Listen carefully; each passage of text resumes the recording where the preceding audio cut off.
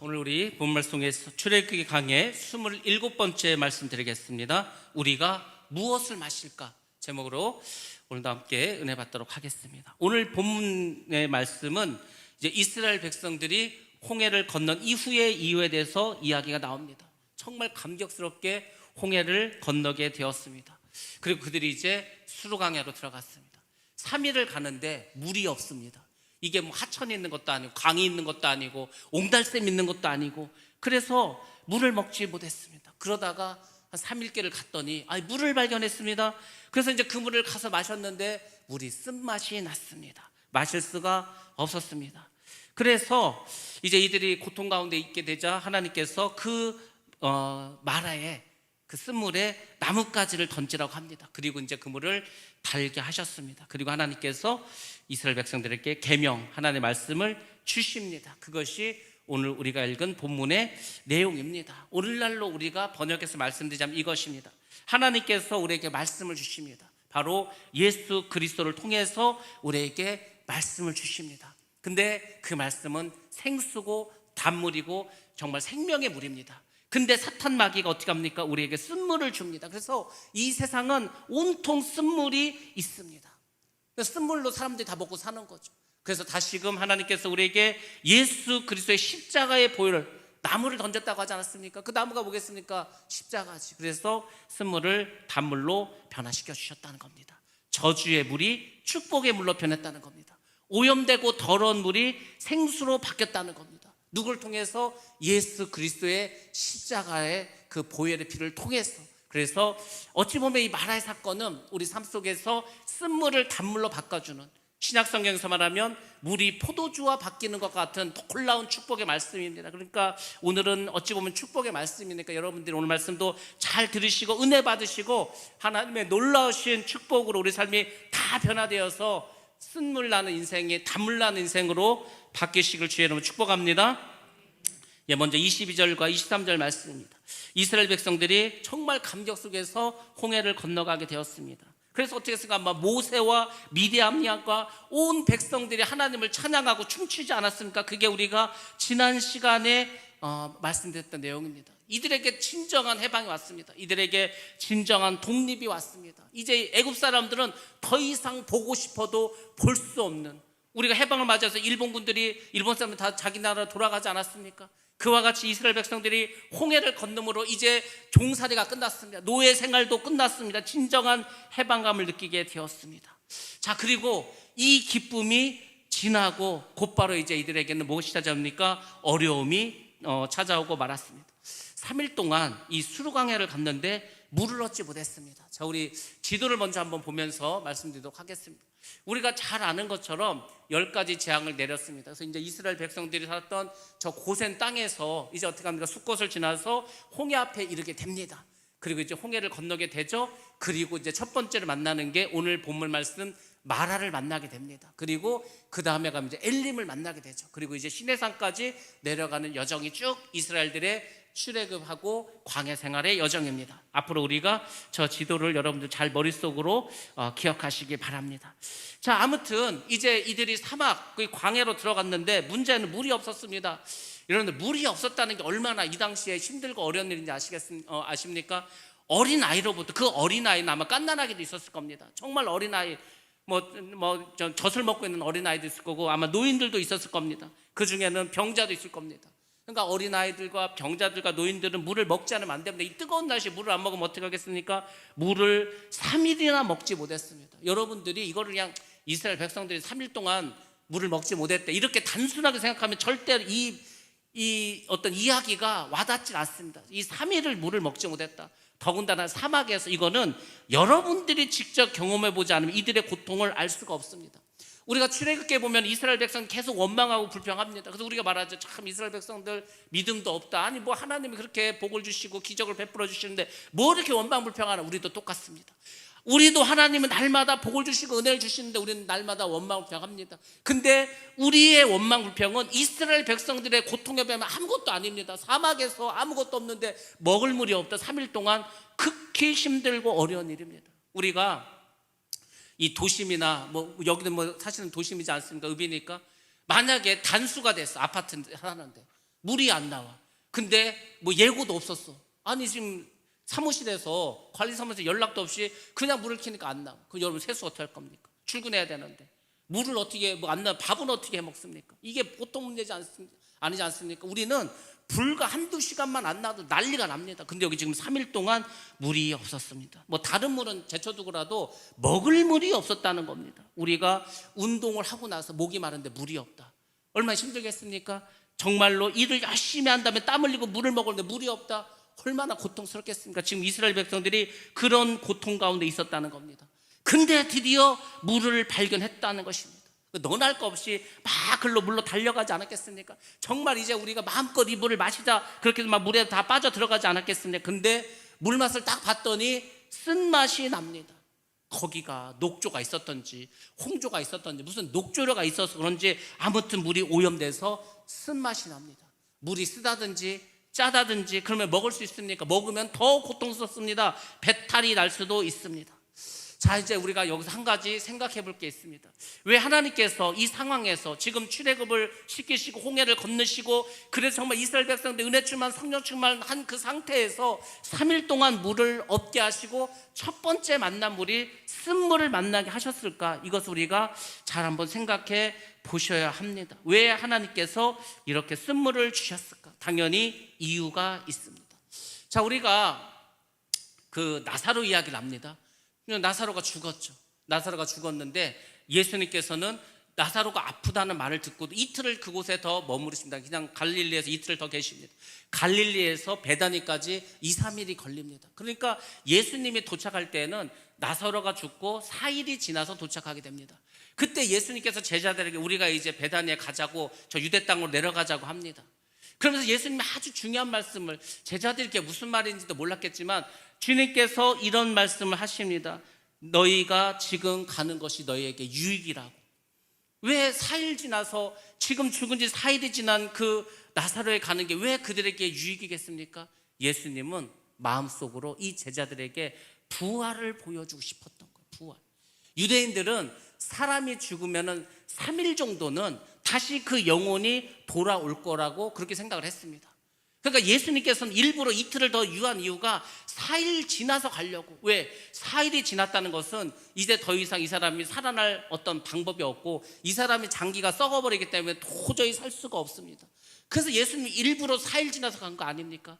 제 제자들에게 부활을 보여주기 위해서. 그래서 너희들에게 지금 가는 것이 유익이다. 예수님은 그들에게 부활의 경험을 통해서 너희도 결국은 부활할 거라는 것을 보여주었습니다. 마찬가지로 하나님께서는 시작부터 이스라엘 백성들에게 뭔가 보여주시고 알려주고 싶었습니다. 그것은 뭡니까? 너희들이 이제 나의 백성이라는 겁니다. 이스라엘은 이제 하나님의 백성이라는 것. 그래서 이제 하나님이 그들을 훈련을 시키는데 그 훈련 속에서 하나님께서 알려주고 싶은 것은 뭐냐면 내가 너희와 함께 하겠다는 거예요. 내가 너에게 역사해 주겠다는 겁니다. 여러분 독수리가 있지 않습니까? 독수리가 새끼를 많이 낳습니까? 아닙니다. 한 알 2개 정도, 하나 정도만 낳습니다. 그리고 혹독하게 훈련시키고 그리고 어떻게 합니까? 높은 절벽에 떨어뜨립니다. 살아나면 키우고 죽으면 그냥 버립니다. 그러니까 이 새 왕이 될 수 있었던 것은 그만큼 어릴 때부터 혹독하게 훈련시켰기 때문에 그렇게 되는 것이었습니다. 강한 새끼만 키우는 것입니다. 지금 이스라엘 백성들은 430년 동안 종살했기 때문에 아무것도 자기들이 할 수 있는 게 없습니다. 여전히 노예 근성으로 살아가고 있고 자기들이 뭘 할 수 있는 게 아무것도 없습니다. 그래서 그들을 훈련시켜야 되는데 처음부터 강하게 시키지 않으면 이들이 변화될 수가 없습니다. 그래서 하나님이 이들을 강력하게 훈련을 시킵니다. 사실 홍해 앞에서도 이들을 하나님께서 극하게 훈련시켰습니다. 앞에는 홍해가 있고 뒤에는 자기들을 죽이려고 애국 군대가 옵니다. 얼마나 무섭고 두렵고 낙심하고 막 하지 않았겠습니까? 그럼에도 불구하고 너희들이 이렇게 힘들고 어려워도 정말 너희들이 사면초가에 빠졌다 하더라도 내가 너희와 함께하고 내가 너희와 함께하면 모든 일을 어떻게 한다는 건 내가 해결해 주겠다. 이걸 홍해에서 보이지 않았습니까? 마라도 마찬가지입니다. 너희들 물을 먹지 못했다. 3일 동안 물을 안 먹었어. 얼마나 목이 마르겠냐. 근데 물을 만났는데 그 물이 쓴물이야. 먹을 수가 없어. 그러면 어떻게 해야 되죠? 이제 그걸 하나님이 한번 보신 겁니다. 어떻게 반응을 하는지 하나님이 훈련을 시켰다는 겁니다. 그래서 오늘 살아가는 우리도 마찬가지입니다. 우리의 신앙생활도 끊임없는 훈련인데 끊임없는 테스트인데 여러분 이것을 잘 받아야 합니다. 우리가 하나님 나라의 백성이라고 하지 않습니까? 그 김홍전이라고 하는 그 신학자면서 뭐 아주 유명한 목사님이 있습니다. 개혁교회 그 목사님인데 이분이 썼던 그 책 중에서 아주 유명한 책 중에 그 하나님 그 그리스도인의 믿는 자들의 어떤 자태라는 그런 책이 있습니다. 그러니까 우리가 옛날에 막 조선시대 때 어떤 규수댁이 있어. 거기 자제가 있어. 그러면은 그 어떤 그 자태가 있지 않습니까? 그것처럼 예수를 믿는 사람이라면 믿는 자는 어떤 자태가 있어야 되는 거예요. 성도는 하나님의 자녀로서 하나님의 나라의 백성으로서 어떤 자태가 있어야 된다는 거예요.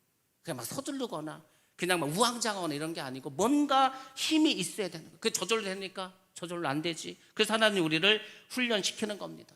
군대가 있는데 이 군대가 종류가 많습니다. 자, 특공대가 있습니다. 공수부대가 있습니다. 해병대가 있습니다. UDT가 있습니다. 이런 특수부대들은 목숨을 걸고 훈련합니다. 그래서 일당백의 어떤 군사력을 갖게 됩니다. 뭐 그런 군인도 있습니다. 근데 또 어떤 군인들이 있습니다. 취사병이 있습니다. 그냥 가서 밥만 해. 군대 갔는데. 또 누가 있습니까? 행정병이 있습니다. 사무실에 앉아서 그냥 컴퓨터만 치면 돼. 또 누가 있습니까? 뭐 군악대가 있습니다. PX병도 있습니다. 전투병이 아닙니다. 그 뭐 어디 적진에 보낼 수 있겠습니까? 아니 취사병하고 PX병을 그 적진에 보내면 싸울 수나 있겠습니까?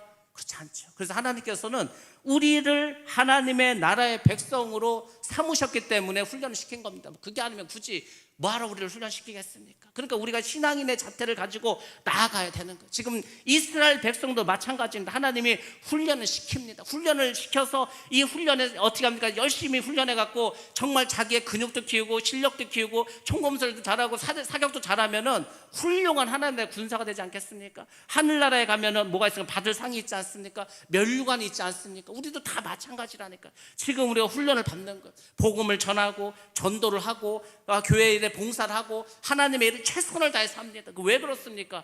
우리가 훈련을 잘 받아서 저 천국에 가서 면류관을 받고 하나님께서 주시는 그 어떤 받을 상이 있지 않습니까?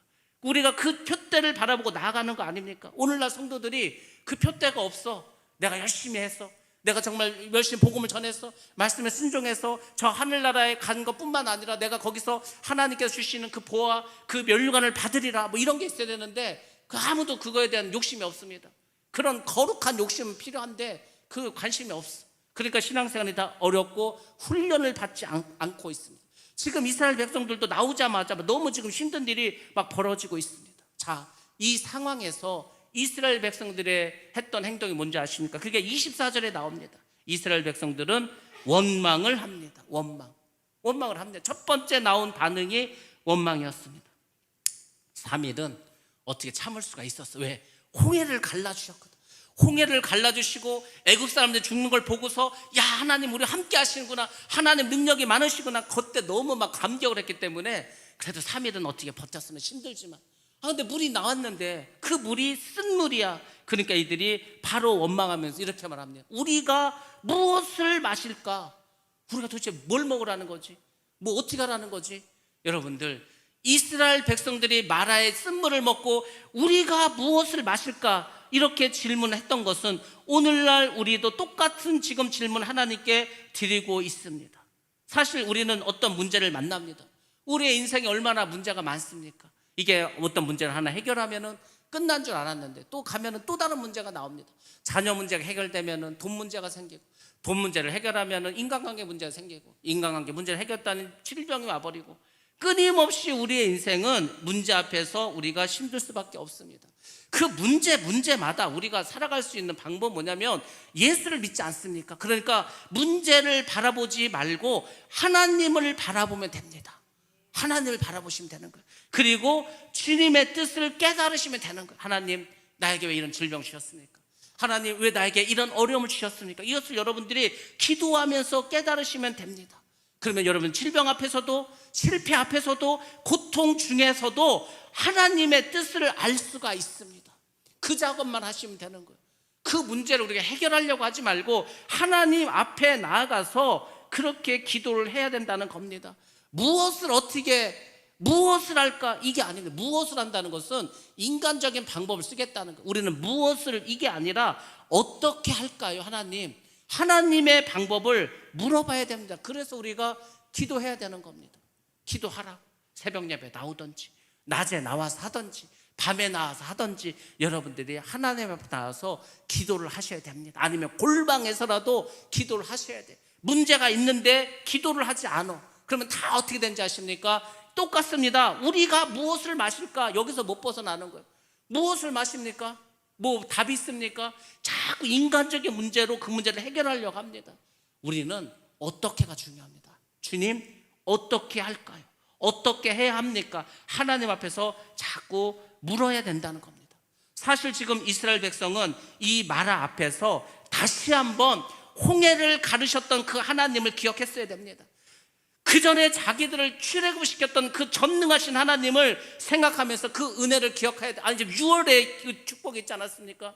홍해를 갈라주시지 않았습니까? 근데 어떻게 합니까? 이들은 그렇게 하지 않았다는 거죠. 하나님을 생각하지 않았습니다. 그리고 단지 3일을 물 먹지 못했는데 쓴물을 만났다고 원망만 하고 있습니다. 사실 이들은 쓴물을 하나님께 단물로 바꾸게 해달라고 기도했어야 합니다. 3일 동안 물을 먹지 못했을 때에도 계속해서 기도했어야 합니다. 3일 동안 물이 없는데도 기도했다는 게 하나도 안 나옵니다. 쓴물을 마셨는데도 기도했다는 말이 하나도 나오지 않습니다. 그러니까 지금 이들은 아무것도 아직 하나님의 백성으로서 준비도 되지 않은 거예요. 우리가 지금 똑같다니까요. 막 문제가 생겨. 3일 동안 물을 못 먹었어. 쓴물이 나와. 그 기도해야 될 거 아닙니까? 그 과정 속에서 왜 참고 기다립니까? 기도를 해서 하나님 어떻게 할까요? 어떻게 할 거예요? 자꾸 물어봐야 될 거 아닙니까? 근데 이들은 어떠한 믿음의 행위도 하지 않았습니다. 믿음은 행위가 있어야 된다고 하지 않았습니까? 움직여야 되지 않습니까? 행동으로 뭘 나타내야 될 거 아닙니까?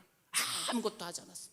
그냥 원망만 했습니다. 하나님이 복을 주시고 먹을 것을 주시고 만사 형통하면은 룰루랄라고, 그게 아니면 원망하고 불평하고, 이거 완전히 어린 아이들과 같지 않습니까? 지금 이스라엘 백성은 하나님의 백성으로서 어린 아이와 같은 그런 행동만 보여줬습니다. 힘드니까 그냥 원망만 했다는 것입니다. 그래서 1세대들이 가나안에 들어가지 못했습니다.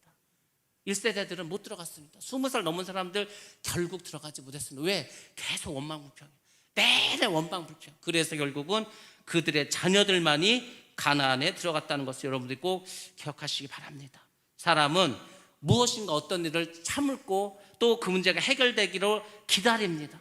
그런데 그렇게 기다렸는데도 해결이 되지 않으면 반드시 원망을 하기 시작합니다. 그 원망이 지나가면은 좌절하고 낙심하게 됩니다. 자, 이게 뭔지 아십니까? 그들의 마음속에서 이미 쓴물이 나오고 있다는 겁니다. 쓴물이. 우리나라, 우리 한민족은 굉장히 쓴물이 많은 민족입니다. 여러분들, 이 여름이 되면은 그 남양 특집이라는 거 하지 않습니까? 귀신 나오는 거, 무서운 거. 옛날에는 뭐 전설의 고향밖에 없었습니다. 전설의 고향이나 봐야 귀신이 나오고 무서운 이야기가 나오고 이렇게 합니다. 뭐 그 전설 따라 산말리 뭐 이런 프로도 있었고. 근데 그걸 가만히 보시기 바랍니다. 우리나라의 전설은 해피엔딩이 거의 없습니다. 그래서 결국은 잘 됐다, 이게 없어. 다 보면 뭐죠? 뭐 100일을 기도하면은 100일을 참으면 됐어. 근데 99일째 되는 날에 어떤 일이 생겼어. 그래서 결국 꿈을 이루지 못했어. 가만히 보시기 바랍니다. 우리나라 전설은 뭔가 다 지금 일이 잘못되고 꼬이고, 그래서 그게 결국 한이 돼 버립니다. 한이 되어서 그게 바위가 되고 어떤 형상이 되고 다 그렇게 되지 않았습니까? 그게 우리도 모르게 우리 유전자 속에 다 있습니다. 그러니까 우리는 그게 너무 당연해. 그렇지 뭐 그냥 하루 남겨놓고 1시간 남겨놓고 조금만 더 참으면 되는데 못 참아서 결국은 꿈을 이루지 못해. 그게 우리는 그렇게 수백 년 수천 년을 살아왔다는 겁니다. 우리 민족이 그 불교의 영에, 미신의 영에, 마귀의 영에 다 그렇게 실패하고 좌절하고 낙심하고 살았다는 겁니다. 근데 예수를 믿는 건 그게 아닙니다. 우리가 100일을 참아야 돼. 그러면은 그 100일을 우리 힘으로 참을 수 있으니까 못 참지. 그러니까 우리는 끊임없이 어떻게 합니까? 하나님께 도와달라고 기도하지 않습니까? 성령께서 역사하셔서 힘들고 어려운 이걸 이기게 해달라고 하지 않습니까? 그래서 기독교는 모든 것을 이기고 승리하고 하나님께 영광 돌리고 모든 것이 잘 되고 다 그렇게 끝납니다. 만약에 이 기독교가 한국에서 나왔어, 만약에, 그러면 이제 아마 이 기독교는 이렇게 됐을 겁니다. 예수님께서 우리를 위해서 이 땅에 오셨다. 그리고 그가 우리를 대신해서 십자가에서 피 흘려 죽으셨다. 그러고 끝났을 것 같아. 그래야 한 해 문화가 되지 않겠습니까? 근데 기독교는 그게 아니라니까. 십자가에서 죽어서 끝이 아니고 부활하셨다는 겁니다. 부활하시고 됐습니까? 승천하셨다는 거. 하늘로 올라가셨습니다. 뭐 하늘로 올라서 끝났습니까? 그게 아니라고. 그 주님은 또 내려오신다 이거 아닙니까? 우리를 위해서. 그러니까 계속 희망을 줍니다. 계속해서 꿈을 줍니다. 계속해서 비전을 줍니다. 할 수 있다는 마음을 주는 것이 기독교입니다. 그래서 여러분들, 예수를 믿는 우리라면은 이런 어떤 한 민족으로서의 어떤 그런 뭐 애절함과 한해 문화 여기서 다 벗어나시고 팔자소간 그만하시고 여러분들 믿음으로 굳게 서시기 바랍니다. 미국이 세계 최강국이 될 수 있었던 여러 가지 이유가 있었겠죠. 땅도 넓고 자원도 많고 농사지을 땅도 엄청나게 많고 다 있습니다. 그러면 잘 삽니까?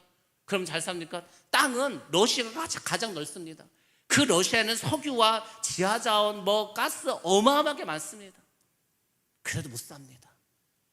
미국이 세계 최고의 국가가 될 수 있었던 것은 그들이 기독교의 정신으로 나라를 건국했기 때문입니다.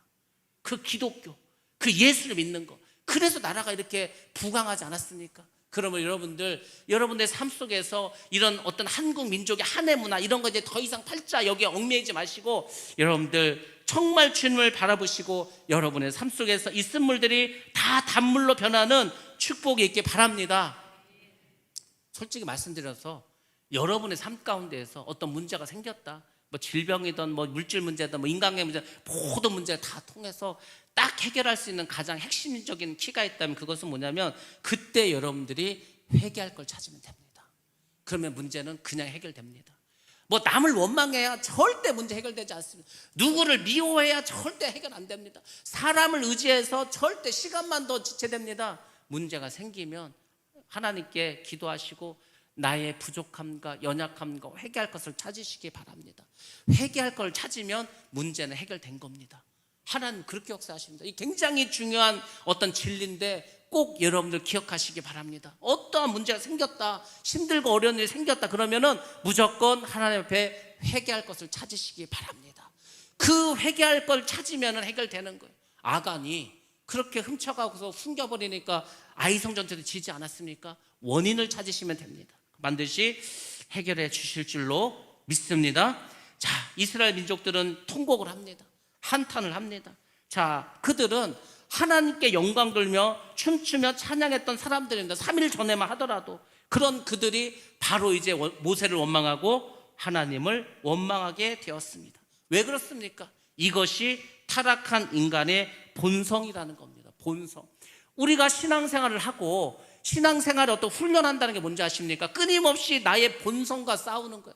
우리 안에는 태어날 때부터 가지고 있는 어떤 본성이 있습니다. 거짓말을 잘해, 음란해, 이기적이고 자기밖에 몰라, 이런 게 다 있습니다. 인간은 타락한 상태로 태어나기 때문에 이 인간의 본성을 죽이는 거, 뭐 딴 게 있습니까? 내 자아부터 죽이라니까. 그것이 우리가 신앙생활을 위한 훈련의 대부분을 차지하고 있습니다. 우리가 하나님을 바라본다는 게 뭐라고 했습니까? 하나님을 바라보는 것은 늘 그분을 생각하는 거. 그냥 24시간 저는 목사가 돼서 정말 행복하고 좋은 게 있습니다. 그게 뭔지 아십니까? 저는 어쨌거나 그 말씀을 전해야 되기 때문에 늘 말씀을 읽어야 되고 말씀을 연구해야 되고 말씀을 준비해야 되고 묵상해야 됩니다. 뭐 내 마음이 슬프고 괴롭고 뭐 정말 설교하기도 싫고 막 예배드리기도 싫어도 어쩔 수 없이 해야 돼 막. 근데 그게 저에게는 얼마나 복인지 아십니까? 여러분들 만약에 뭐 내가 몸이 안 좋아, 마음이 상했어, 시험에 들렸어, 그러면 교회 안 나오면 그만. 저는 교회 안 나올 수가 없습니다. 저는 교회 안 나오는 게 어디 수술이나 해야지 안 나오는 거예요. 그러니까 저는 뭐 어떤 일이 있어도 예배를 드려야 돼. 그것이 저에게는 얼마나 큰 복인지 아십니까? 늘 말씀을 생각하죠. 여러분들도 늘 하나님을 그렇게 생각하셔야 됩니다. 여러분의 삶을 하나님께 집중하셔야 됩니다. 그리고 여러분들 늘 하나님과 동행하셔야 됩니다. 이것이 믿는 자의 자태이고 우리가 신앙생활하고 믿음 생활인 줄로 믿습니다. 24시간 주님을 생각할 수 있다니까요. 왜 못합니까? 얼마든지 할 수 있습니다. 자, 이런 어려운 가운데, 원망을 듣는 가운데 모세가 어떻게 했는지 보시기 바랍니다. 25절에 보면 모세는 이렇게 합니다. 하나님께 부르짖어 기도했다고 합니다. 모세는 하나님을 원망하지 않았습니다. 하나님, 물이 있어서 먹지 못합니다. 하나님 고쳐 주옵소서. 이렇게 기도하면 될 거 아닙니까? 왜 문제가 생기면 원망하고 불평합니까? 문제가 있으면 그 문제를 하나님께서 가지고 와서 하나님 이거 어떻게 할까요? 지금 문제가 뭡니까? 물이 있어서 못 먹는 거 아닙니까? 그러면 하나님께 그냥 하나님 지금 물을 우리가 발견했는데 이 물을 써서 못 먹습니다. 그러니까 우리가 이 물을 먹을 수 있게 해주시기 바랍니다. 이렇게 기도 못합니까? 왜 못합니까? 아니 예수님께서 똑같은 비유를 들지 않았습니까? 혼인잔치에 포도주가 떨어졌어. 흥이 다 깨져버렸어. 그 혼인잔치가 기쁨의 잔치가 아니고 이제는 뭐 짜증이 나는 그런 순간을 뭐 바뀌려고 해. 그때 예수님이 물을 어떻게 했습니까? 포도주로, 그것도 그 어떤 것보다도 맛있는 포도주로 바꿔주지 않았습니까? 그 왜 그런 거를 우리에게 알려주십니까? 예수 그리스도를 만나면 물이 포도주가 되고 쓴물이 단물이 된다는 것을 알려주시는 거 아닙니까? 그럼 알려주시면 우리가 그래서 알고 그대로 믿고 그대로 행하면 되지 않습니까? 우리의 신앙생활은 다른 게 없습니다. 그냥 믿고 그렇게 행하고 순종하면은 하나님께서 모든 인생의 문제를 해결해 주신 줄로 믿습니다. 그러니까 뭐 우리 기독교의 어떤 원리는 간단합니다. 그냥 인생의 모든 문제를 하나님께서 해결해 줄 수 있다. 그분은 그 일을 할 수 있는 능력이 있다. 권능을 가지고 있다. 그러니까 그분의 말씀 믿고 순종하면은 하나님이 해결해 주십니다. 해결만 주십니까? 복도 내려주십니다. 제가 가만히 한번 봤어. 하나님 이를 어떻게 역사하시는가? 하나님은 이렇게 역사하십니다. 이런 것들도 꼭 기억하시기 바랍니다. 나는 어떤 문제를 가지고 기도를 했어. 하나님이 그 문제를 해결해 주십니다. 근데 거기에 플러스 복을 허락하십니다. 뭔가 다른 복을 줘. 보너스가 따라온다는 거야. 보너스가. 하나님 그런 분입니다. 그러니까 여러분들 원망할 게 뭐예요? 오히려 문제가 생기면 더 좋지. 문제가 생기면 그게 다 축복인데, 문제는 뭐라고 했습니까? 위장된 축복이라고 하지 않았습니까? 그냥 그 복이 복의 형태로 오는 게 아니고 틀림없이 축복인데 그것이 고난의 형태로 나에게는 아픔으로 다가옵니다. 근데 그걸 원망도 안 하고 불평도 안 하고 그걸 믿음으로 받아들이고 기도하면 하나님이 그걸 복으로 바꿔주신다니까. 그것을 계속해서 여러분들의 삶 속에서 경험하셔야 됩니다. 저는 그걸 너무 많이 경험했어요. 틀림없이 이건 나에게 문제야. 딱 겉으로 보면 문제, 어려움이야. 내가 이걸 해결해야 될 숙제야. 근데 그것을 하나님께 맡기고 기도하면 하나님 그걸 해결해 주십니다. 해결만 해주신 것뿐만 아니고 거기에서 그 테스트를 통과했기 때문에 하나님이 복도 주십니다. 얼마나 좋으신 하나님입니까? 그 좋으신 하나님을 떠날 수가 없는 거예요. 그 좋으신 하나님을 내가 벗어날 수가 없습니다. 그 좋으신 하나님의 말씀에 순종할 수밖에 없는 거예요. 그 하나님 앞에서 내가 죄를 지을 수가 없습니다. 하나님이 함께 하시고 늘 동행하시는데 그 죄질만 듣겠습니까? 그게 아니라는 거예요. 그래서 여러분들이 마음을 주님께 향하시기 바랍니다. 범죄한 인간은 그 죄의 결과로 어떻게 합니까? 늘 원망하고 불평합니다. 원망과 불평은 언제 하는지 아십니까? 내 일이 잘 안 됐을 때. 내 일이 잘 되면 그냥 다 내가 잘해서 하는 거예요. 근데 내 일이 잘 안 됐어. 그러면 원망하고 불평합니다. 하나님을 원망하던, 부모님을 원망하던, 세상을 원망하던 그렇게 되어 있습니다. 그 다음에 인간은 본능적으로 시기와 질투를 하게 됩니다.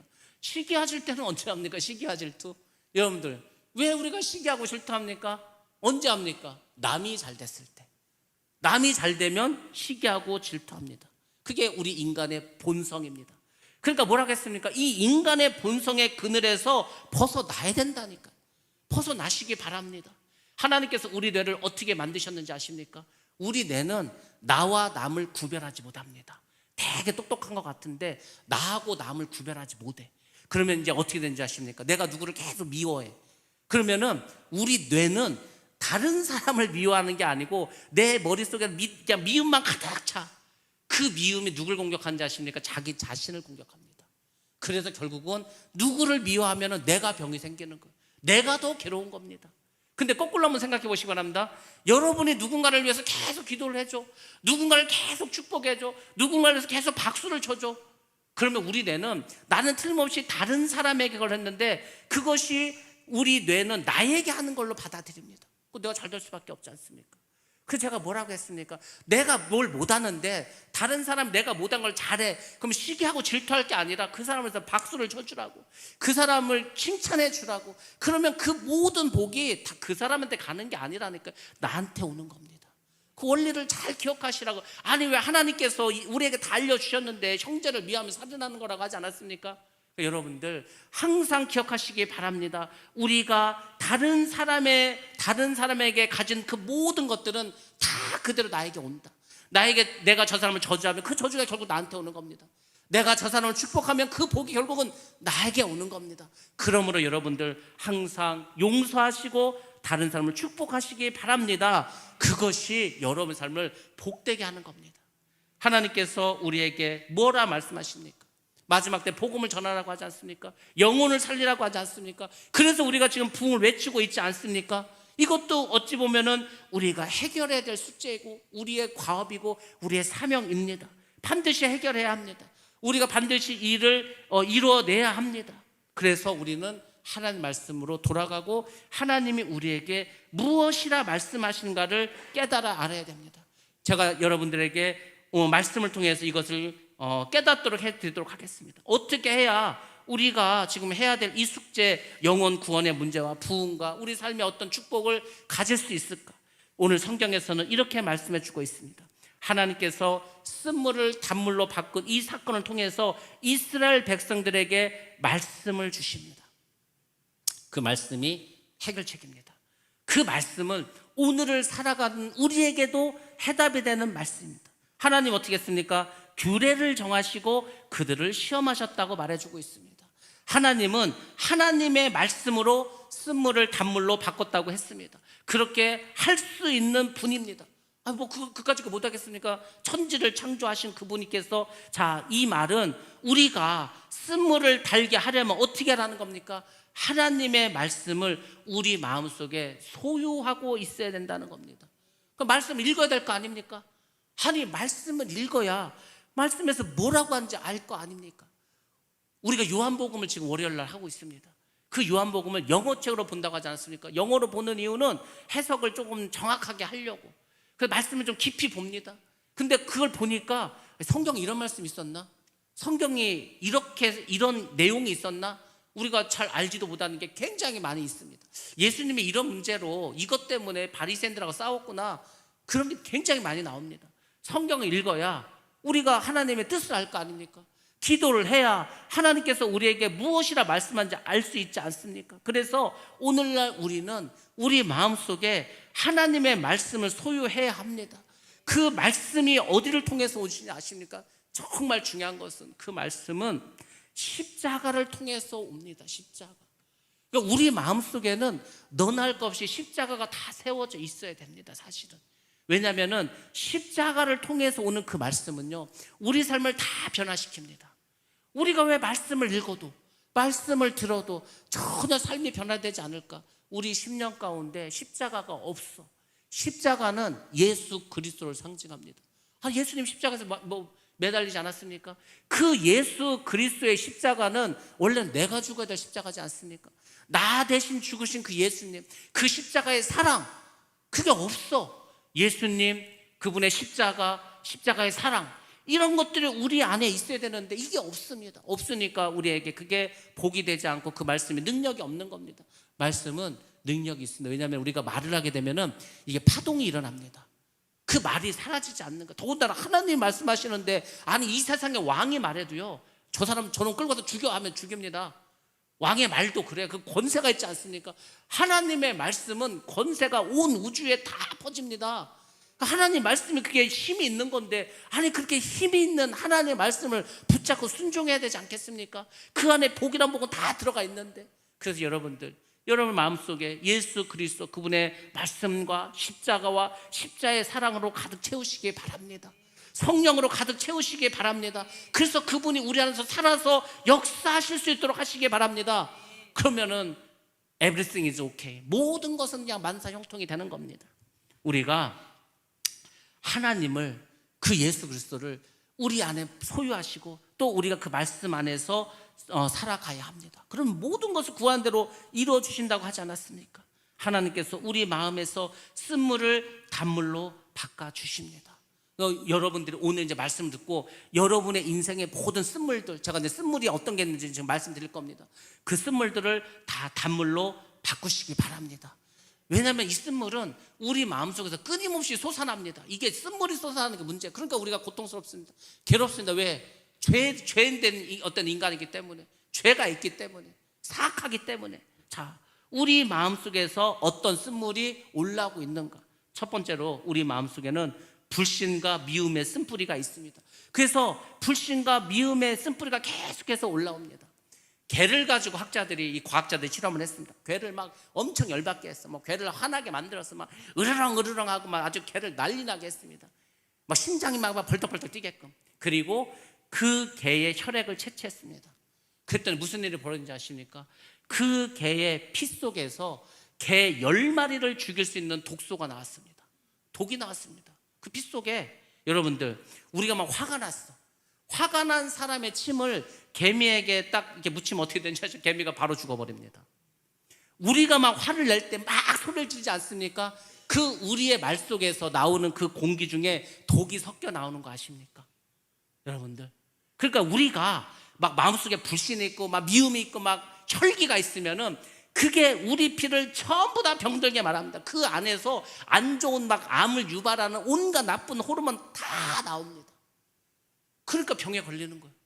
그러니까 누구를 위하면 내가 먼저 죽는다는 겁니다. 분노는 사람을 죽입니다. 사람을 멸하게 하는 독이 있습니다. 그래서 결국은 자기도 죽이게 된다는 겁니다.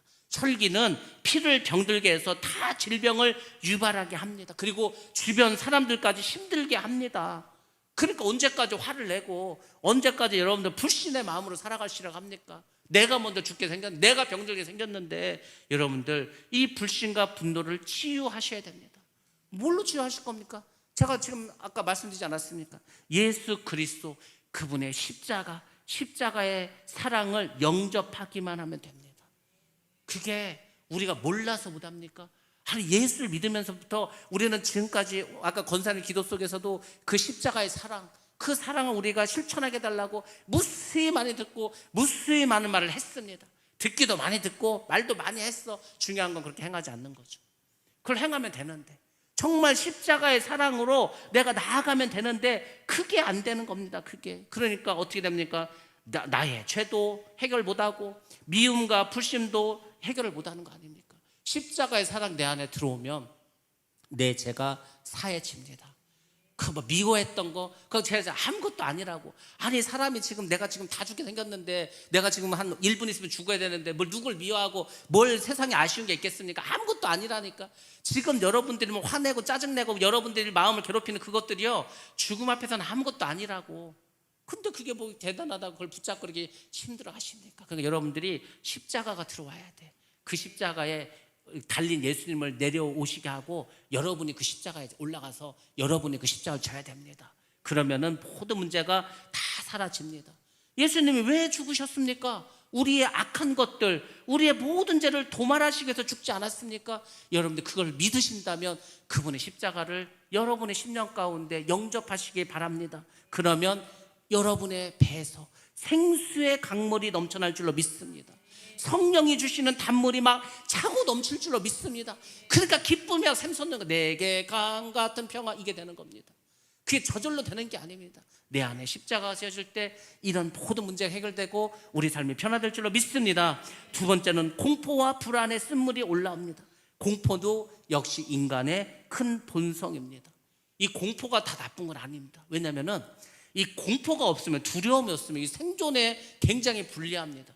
그 이제 멸종된 동물들 있지 않습니까? 멸종된 동물을 연구했던 얘들이 겁이 없어. 지금 저기 왔는데 도망을 안 가. 다 잡혀서 멸종당합니다. 그러니까 힘이 없는 동물들, 토끼라든지 뭐 사슴이라든지 이런 초식 동물들이 살아있는 이유는 뭐냐면, 얘네들은 풀을 뜯다가도 조금만 소리 나면은 바로 그냥 막 어디서 소리가 나는지 두리번두리번 합니다. 그 두려움과 공포가 그들의 생존을 멸종당하지 않도록 했다고 그런 얘기도 합니다. 근데 그거는 그냥 동물학에서 하는 얘기고, 여러분들 공포와 두려움은 굉장히 안 좋은 겁니다. 이 공포와 두려움이 결국은 죄를 짓게 합니다. 욥이 그 얘기하지 않습니까? 자기가 두려워하고 자기가 정말 공포스럽게 떠있다, 그 일이 정말 나에게 닥쳤다는 거예요. 여러분들 공포와 두려움을 가질 필요가 없습니다. 왜냐하면 우리가 뭐 죽음이 가장 큰 두려움이 공포인데, 죽음도 이겼는데 뭐 다른 건 뭐가 문제가 되겠습니까? 우리가 어렸을 때는 큰 개를 보면 공포심을 느꼈습니다. 높은 곳에 올라가면 무서웠습니다. 물에 혼자 빠지면 두려웠습니다. 그게 그 공포의 대상이지 않았습니까? 그럼 어른이 되어서는 어떻게 해요? 어른, 나이가 들었어. 나이가 들었을 때도 물론 그 큰 개 보면 무섭고 높은 데 가면 올라가면 무서울 수 있겠죠. 그렇지만 어른이 되면은 우리 이 나이 든 어른들은 어디에 그 공포와 두려움을 느끼게 되냐면 다른 사람의 비난, 다른 사람에 대한 비평, 여기에 굉장히 큰 두려움을 갖습니다. 그게 애들도 그렇고 어른도 마찬가지입니다. 그래서 인정받지 못한다는 것에서 굉장히 큰 두려움을 갖습니다. 그래서 소외당할 것 같은 두려움이 있는 거예요. 그게 바로 왕따 문화입니다. 왕따가 뭡니까? 애를 막 그냥 소외시켜버리는 거예요. 왕따시켜버리는 거예요. 그게 애들만 그런 게 아니고 어른들에게도 당연히 그것이 있습니다. 우리는 어딘가에 내가 소속되었다는 그런 어떤 마음이 있어야 편안함을 느끼는데, 내가 지금 소외당했어, 내가 왕따당하고 있어, 사람들이 나를 비난해, 비평해, 그럼 얼마나 고통스럽습니까? 그래서 우리는 어떻게 된가? 다른 사람을 비난해서도 안 되고 비평해서도 안 되고 큰 죄를 짓는 겁니다. 정말 그 사람 저기 뭐 아주 그냥 그 죽게 만드는 겁니다. 실제로 많이 죽지 않습니까? 왕따당하면 결국 죽지 않습니까?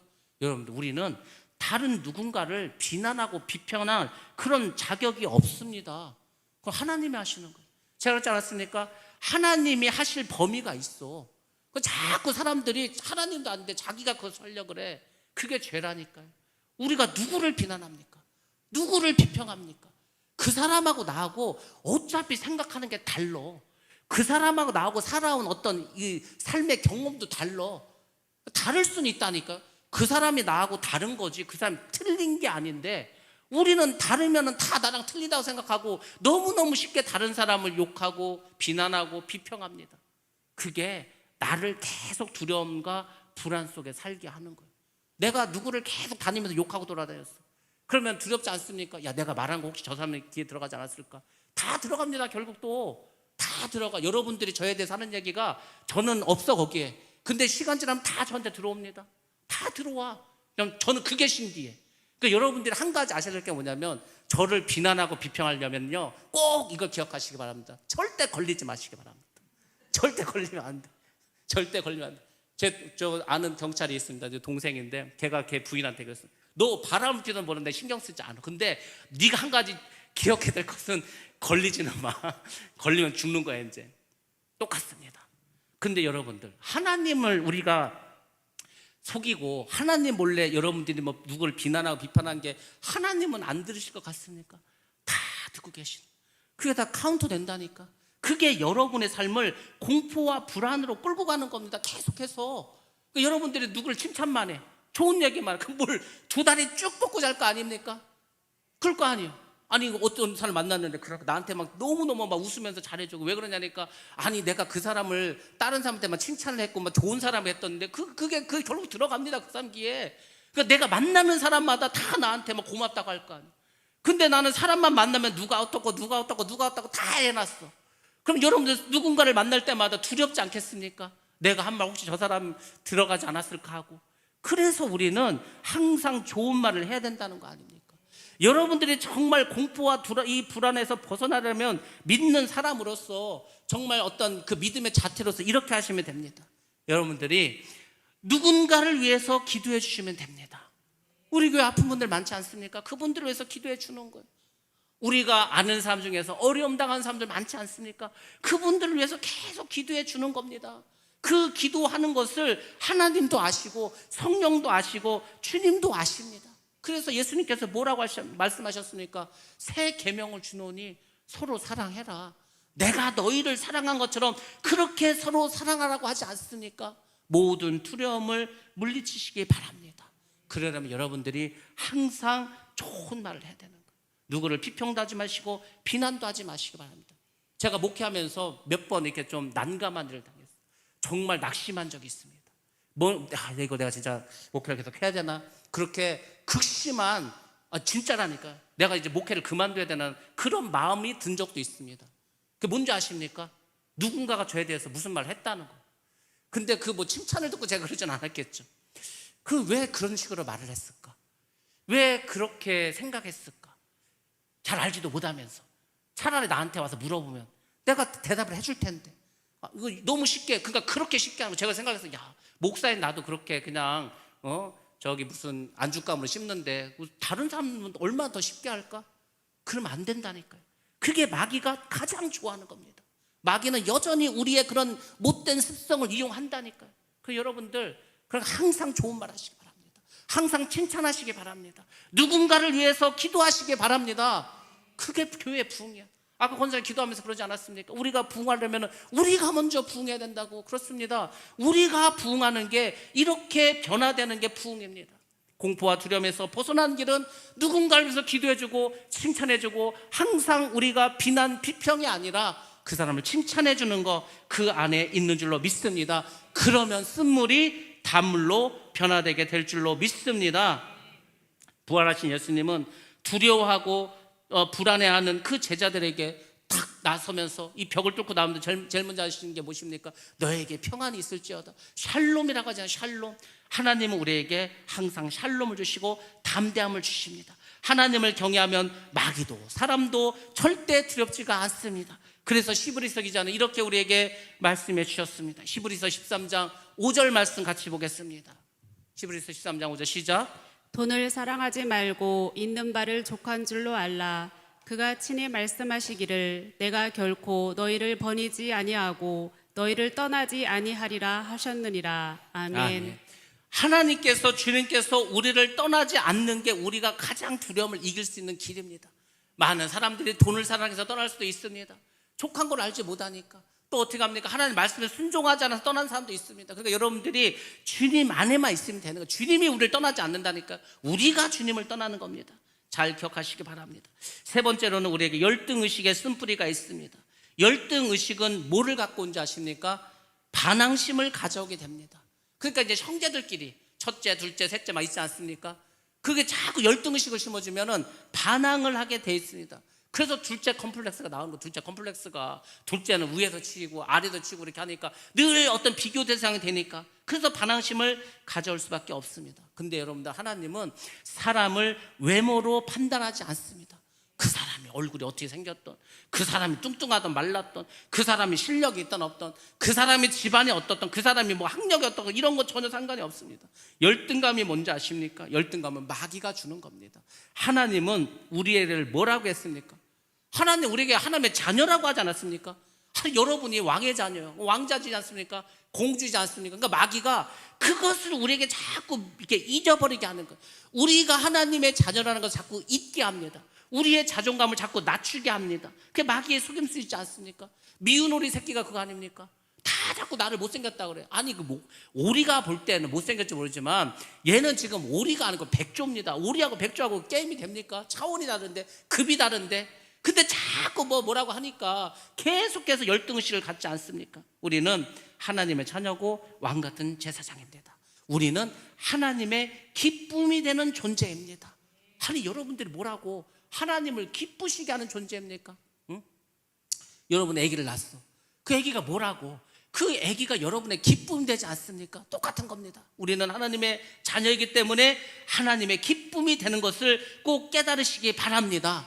그래서 하나님 앞에서 나를 봐야 되는 거예요. 하나님 안에서 나를 봐야지 마귀 앞에서, 사람들 앞에서 나를 보면 절대로 안 되는 것입니다. 네 번째로는 좌절감과 낙심의 쓴뿌리를 여러분들이 해결해야 됩니다. 우리는 예수님의 제자이고 하나님의 자녀입니다. 그래서 우리는 어떻게 하라 했습니까? 꼭 늘 긍정적인 자세를 가져야 된다. 좌절감, 낙심, 이거 아무것도 아니에요.